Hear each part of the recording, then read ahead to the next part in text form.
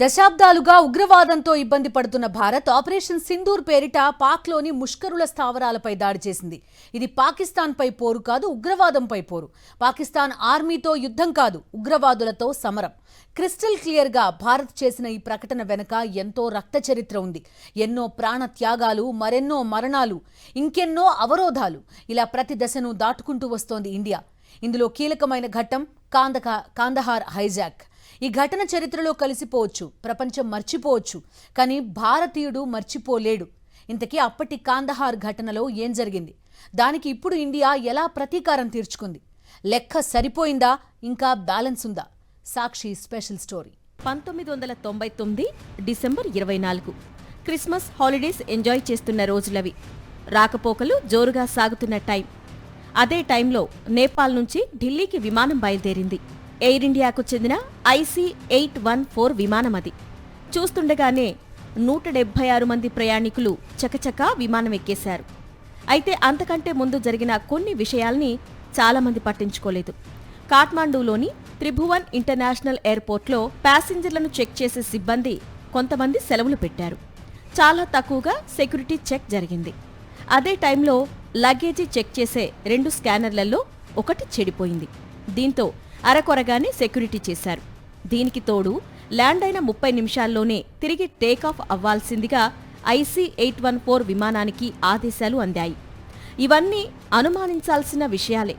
అప్పుడే అనుమానించి ఉంటే చరిత్రలో అతిపెద్ద దారుణం ఆగి ఉండేది. ఓ ఉగ్రవాద సంస్థ పుట్టుక ఉండేది కాదు. అంతేకాదు, పార్లమెంటుపై దాడి, పుల్వామా ఘటనలు కూడా జరిగుండేవి కావు. కానీ జరగకూడనిది జరిగిపోయింది. గంట ప్రయాణం బాగానే గడిచింది. విమాన భారత గగనతలంలోకి ప్రవేశించింది. భూమికి 3000 అడుగుల ఎత్తులో ఉంది. ల్యాండింగుకు ఇంకా 30 నిమిషాలు మాత్రమే టైం. అంతలోనే విమానం నుంచి ఓ వ్యక్తి పైకి లేచాడు. ముసుగు వేసుకున్నాడు. నేరుగా తన బ్యాగ్ నుంచి తుపాకీ తీశాడు. విమానాన్ని హైజాక్ చేస్తున్నామని ప్రకటించాడు. అంతలోనే మరో 4 లేచారు. ముసుగులు ధరించారు. హ్యాండ్ గ్రెనేడ్లు బయటకు తీశారు. విమానంలో వివిధ భాగాలకు చేరుకున్నారు. ఒక్కసారిగా ప్రపంచం ఉలిక్కిపడింది. భారత్ షాక్ అయింది. ఇండియన్ ఎయిర్లైన్స్ విమానం హైజాక్ అయిందనే వార్త నిమిషాల్లో పాకిపోయింది. వీళ్లంతా హర్కత్ ఉల్ ముజాహిదీన్ అనే ఉగ్రవాద సంస్థకు చెందిన ముష్కరులు. భారత్లో బందీలుగా ఉన్న తమ సహచర ఉగ్రవాదులను విడిపించుకోవటం కోసం ఇలా భారతీయ చరిత్రలో తొలిసారి విమానాన్ని హైజాక్ చేశారు. ఉగ్రవాదుల్లో ఒకడు నేరుగా కాక్పిట్ దగ్గరకు వెళ్లాడు. పైలట్పై తుపాకీ పెట్టి విమానాన్ని పాకిస్తాన్ వైపు మళ్లించమన్నాడు. తప్పనిసరి పరిస్థితుల్లో పైలట్ విమానాన్ని పాకిస్తాన్ వైపు మళ్లిస్తాడు. అప్పటికే సమాచారం కంట్రోల్ రూమ్కు చేరుకుంది. అట్నుంచి అటు ఢిల్లీలోని పెద్దలకు కూడా సమాచారం వెళ్ళింది. ఇటు చూస్తే విమానంలో ఇంధనం తగినంత లేదు. కాబట్టి పాకిస్తాన్ వెళ్లడం సాధ్యం కాదంటాడు పైలట్. మీ డిమాండ్స్ నెరవేరకుండానే అందరం చనిపోతామని హెచ్చరిస్తాడు. దీంతో విమానాన్ని అమృత్సర్లో దించేందుకు ఉగ్రవాదులు అంగీకరిస్తారు. ఈ గ్యాప్లో కేంద్రం రంగంలోకి దిగింది. అమృత్సర్లోనే ఈ హైజాక్ ఉదంతానికి తెరదించాలని ఫిక్స్ అయింది. అవసరమైతే చర్చలతో, కుదరకపోతే ఆయుధంతో సమస్యను పరిష్కరించడానికి భారత్ సిద్ధమైంది. అయితే అమృత్సర్ విమానాశ్రయంలో అంత అనుమానాస్పదంగా తోచింది ఉగ్రవాదులకి.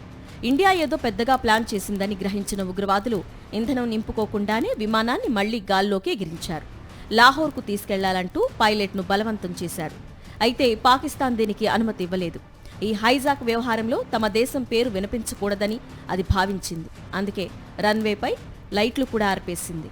అయితే దౌత్యపరంగా గట్టిగా ప్రయత్నించడంతో లాహోర్లో ల్యాండింగుకు పాక్ అంగీకరించింది. అయితే ఇలా ఇంధనం నింపుకొని అలా వెళ్లిపోవాలని షరతు పెట్టింది. లాహోర్లో ఇంధనం నింపుకున్న ఉగ్రవాదులు అట్నుంచట్టు విమానాన్ని దుబాయ్ తీసుకెళ్లారు. అక్కడ 27 మంది ప్రయాణికుల్ని విడిచిపెట్టారు. దుబాయ్లో కూడా ఉగ్రవాదులపై చర్యలు చేపట్టేందుకు UAE అంగీకరించలేదు. అట్నుంచట్టు విమానం నేరుగా కాందహార్ చేరుకుంది. ఇక్కడి వరకు చూసింది ట్రైలర్ మాత్రమే. అసలు కథ కాందహార్ నుంచే మొదలైంది. మసూద్ అజార్ పోర్చుగల్ పాస్పోర్ట్తో ఇండియాలో అడుగుపెట్టాడు. ఎయిర్పోర్ట్లోనే ఇతన్ని అనుమానించారు. అయితే తనకు గుజరాతీ మూలాలున్నాయని చెప్పి తప్పించుకున్నాడు. అలా ఎయిర్పోర్ట్ నుంచి బయటకొచ్చిన మసూద్ అజార్ నేరుగా కశ్మీర్ వెళ్లాడు. వేర్పాటువాదాన్ని పెంచి పోషించాడు. వర్గాల మధ్య గొడవలు తీరుస్తూ పెద్ద మనిషి అవతారమెత్తాడు. మధ్యలో 2-3 సార్లు పోలీసుల నుంచి తప్పించుకున్నాడు. ఒకసారి మాత్రం అరెస్ట్ అయ్యాడు. జమ్మూ జైల్లో ఉన్న ఇతన్ని విడిపించేందుకు హర్కత్ ఉల్ ముజాహిదీన్ అనే ఉగ్రవాద సంస్థ విపరీతంగా ప్రయత్నించింది. కొంతమంది విదేశీయుల్ని కిడ్నాప్ చేసి మసూద్ను విడుదల చేయాలని డిమాండ్ చేసింది. ఉత్తరప్రదేశ్, ఢిల్లీ పోలీసులు ఆ ప్రయత్నాన్ని భగ్నం చేశారు. మరో ఏడాది గ్యాప్ ఇచ్చి మళ్లీ విదేశీయుల్ని టార్గెట్ చేశారు. ఈసారి కూడా వాళ్ల ప్రయత్నం ఫలించలేదు. 1999లో మసూద్ను విడిపించేందుకు ఏకంగా జమ్మూ జైలుకు సొరంగం త్రవ్వారు. కానీ లావుగా ఉన్న మసూద్ సొరంగంలో ఇరుక్కుపోయాడు. పోలీసులు అతన్ని పట్టేశారు. ఇలా ఎన్నో ప్రయత్నాలు చేసిన తర్వాత IC-814 విమానాన్ని హైజాక్ చేశారు. కాందహార్లో విమానం ల్యాండ్ అయిన తర్వాత కూడా సైనిక ఆపరేషన్కు ప్రయత్నించింది భారత్. అయితే దుబాయ్లో ఎదురైన సమాధానమే మళ్లీ ఎదురైంది. భారత బలగాల్ని కాందహార్లోకి అనుమతించలేదు ఆఫ్ఘనిస్తాన్. ఇక తప్పనిసరి పరిస్థితుల్లో చర్చలకు దిగింది భారత ప్రభుత్వం. ముందుగా 36 మందిని విడుదల చెయ్యాలనేది ఉగ్రవాదుల డిమాండ్. కానీ అజిత్ దోవల్ చర్చల వల్ల చివరికి 3 దగ్గరకొచ్చి ఆగారు. వాళ్లే అహ్మద్ ఒమర్ సాయుద్ షేక్, ముస్తాక్ అహ్మద్ జర్గర్, మౌలానా మసూద్ అజార్. వీళ్లలో మసూద్ అజార్ గురించి తెలుసుకున్నాం. ఇప్పుడు మిగతా ఇద్దరెవరో చూద్దాం.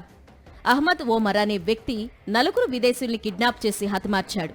2002లో అమెరికా జర్నలిస్ట్ డానియల్ పీర్ గొంతు కోసి హత్య చేశాడు.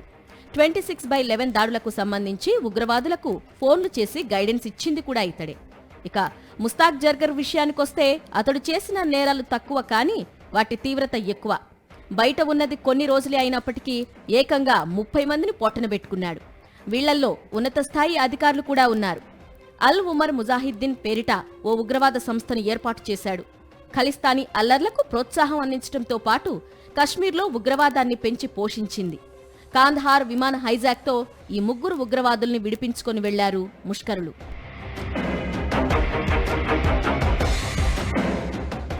అలా 1999 డిసెంబర్ 24న మొదలైన కాందహార్ హైజాక్ ఉదంతం డిసెంబర్ 31 వరకు కొనసాగింది. అప్పటి విదేశాంగ మంత్రి జశ్వంత్ సింగ్ స్వయంగా కాందహార్ వచ్చి 3 ఉగ్రవాదుల్ని అప్పగించాల్సి వచ్చింది. అప్పటికే విమానాశ్రయంలో సిద్ధంగా ఉంచిన అంబులెన్స్ లాంటి వాహనంలో ఉగ్రవాదులంతా పరారయ్యారు. నిజానికి విమానాన్ని వీడిన తర్వాత ఉగ్రవాదులపై చర్యలు తీసుకోవచ్చు. కానీ కాందహార్ ప్రాంతమంతా తాలిబాన్ల అడ్డా. అక్కడ భారత్ ఏం చెయ్యలేకపోయింది. మిగిలిన ప్రయాణికుల్ని 2 ప్రత్యేక విమానాల్లో ఢిల్లీకి తరలించింది.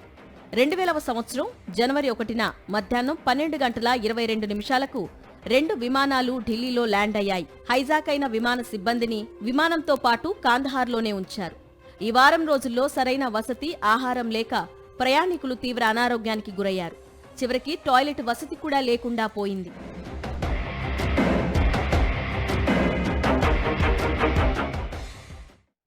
కాందహార్ కథ సుఖాంతమైంది, కానీ అసలు కథ ఆ తర్వాతే మొదలైంది. జైలు నుంచి విడుదలైన మసూద్ అజర్ భారత్కి పక్కలో బల్లెంలా మారాడు. ఎట్టకేలకు అతన్ని ఆపరేషన్ సింధూర్తో దెబ్బ కొట్టింది ఇండియా. ఆ వివరాలు చూద్దాం. కాందహార్ హైజాక్ తో విడుదలైన మసూద్ అజర్ ఆ తరువాత భారతదేశ భద్రతకు పెనుముప్పుగా మారాడు. అతని కార్యాచరణ, భావజాలం, ఉగ్రవాద కార్యకలాపాలు భారతదేశంలో అనేక దాడులకు మూల కారణమయ్యాయి.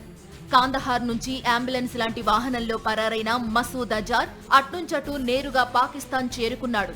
పాక్లో జైషే మొహమ్మద్ అనే ఉగ్రవాద సంస్థను స్థాపించాడు. పాక్ ప్రభుత్వం ISI సహకారంతో ఈ సంస్థ భారత్లో అనేక ఉగ్ర దాడులు చేసింది.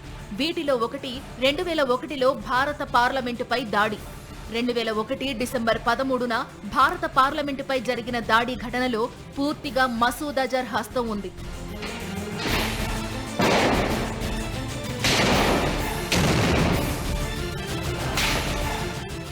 ఆ తరువాత జైషే మొహమ్మద్, లష్కరే తోయిబా చేతులు కలిపాయి.